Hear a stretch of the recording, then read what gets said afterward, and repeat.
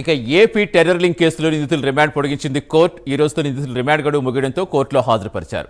దీంతో 20 వరకు remand పొడిగిస్తూ court ఉత్తర్వులు జారీ చేసింది. రాజమండ్రి సెంట్రల్ జైలుకు వారిని తరలించారు. ఇక 6 నిందితుల కస్టడీకి పోలీసులు పిటిషన్ దాఖలు చేయగా ఈ నెల 9 నుంచి 13 వరకు కస్టడీకి అనుమతి ఇచ్చింది. 5 రోజుల పాటు నిందితులను పోలీసులు విచారించనున్నారు. ప్రస్తుతం ఫీల్డ్లో మా కరెస్పాండెంట్ రవికృష్ణ సిద్ధంగా ఉన్నారు. రవికృష్ణ, ఇంకా ఏం చెప్పింది కోర్టు?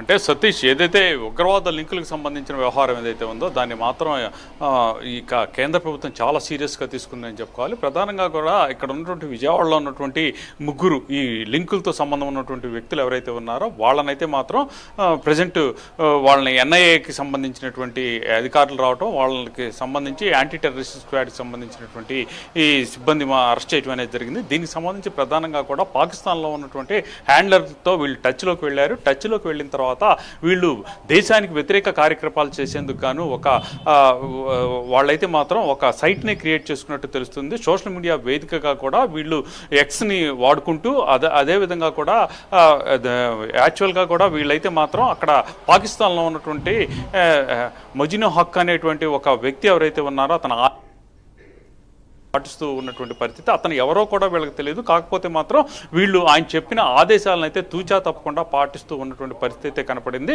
వీళ్ళకి ప్రధానంగా ఇక్కడ ఉన్నటువంటి యువకులు ఎవరైతే ఉన్నారో వీళ్ళకి మాత్రం హైదరాబాద్లో ఉన్నటువంటి సైరా బేగం అనేటువంటి ఒక మహిళ ప్రధానంగా కూడా వీళ్ళకి నేపథ్యం మొత్తంగా కూడా ఈమెయితే మాత్రం ప్రధానంగా వీళ్ళని జాయిన్ చేసుకోవటం కానీ, ఆ తర్వాత వీళ్ళకి సంబంధించినటువంటి ఈ శిక్షణా కార్యక్రమాలు ఇవ్వటానికి కానీ, అదేవిధంగా కూడా దేశానికి సంబంధించి దేశంలో ఉగ్రవాద కుట్ర చేసే కూడా పెద్ద ఎత్తున ప్రయత్నం చేసినటువంటి నేపథ్యంలో ఇంటెలిజెన్స్కి సంబంధించినటువంటి అధికారులు అయితే వీళ్ళని గుర్తించడం జరిగింది. ప్రధానంగా అయితే మాత్రం వీళ్ళు పాకిస్తాన్కి వెళ్ళి పాకిస్తాన్లోనే ఉగ్రవాద శిక్షణకు వెళ్ళేందుకు కూడా అన్నీ రెడీ చేసుకున్నటువంటి పరిస్థితుల నేపథ్యం.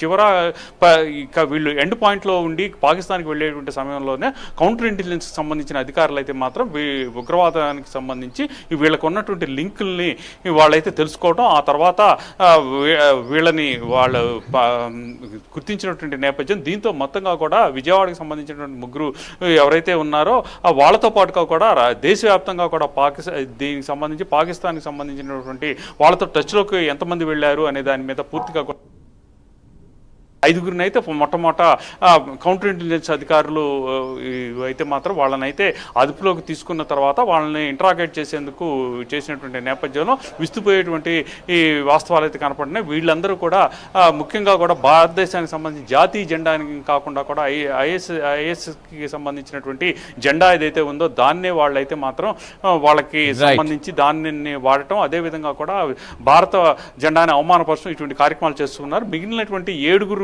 సంబంధించి మొత్తం పట్టుబడిన 12 మందిలో 5 అయితే ఇంటరాగేట్ చేశారు. మిగతా 7 అయితే మాత్రం ఇంటరాగేట్ చేసేందుకు కోర్టు కూడా అనుమతించింది. ఇది 9వ తేదీ నుంచి 13వ తేదీ వరకు కూడా వీళ్ళని ఇంటరాగేట్ చేసేందుకు వీళ్ళ నుంచి పోలీసు రిమాండ్ చేసుకునేందుకు అయితే మాత్రం అనుమతించిన నేపథ్యం. దాంతో వీళ్ళందరినీ కూడా రాజమండ్రి సెంట్రల్ జైలుకి అయితే ప్రజెంట్ తరలించినటువంటి పరిస్థితి అయితే కనపడింది. Right, thank you Ravikrishna.